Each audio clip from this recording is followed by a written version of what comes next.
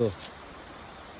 Anong gagawin mo dyan? Pre, tagal na to sa'yo ah. Oo. Mabait to. Napapakabait to. Oo. Anong tawag niyan? Lizard. Lizard. Oh. Big lizard. Big lizard. Oh, anong gagawin mo dyan? Di naman to natakbo. Oo. Ilang taon na to sa'yo, pre?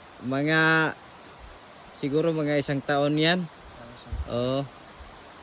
Pero papakawalan ko yan sana eh. Ikaw anong gagawin mo dyan?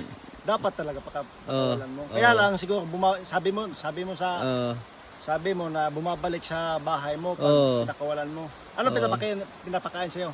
Ito. Madami, pati yung saging, kakain kasi yan ng saging eh. Minsan naman yung mga dahon. Di, dahon ng kuan? Oo. Yung andamay. Yung andamay. Andamay yan dito. Mabait na pre, oh. Ha?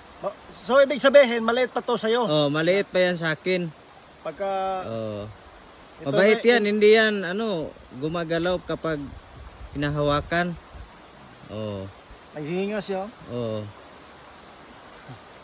So pakawalan natin yan. Ganun din, babalik din sa inyo. Babalik. Nga lang eh. So, buti pa eh, napagtsagaan mo talaga na minsan pinapalaw ka nito.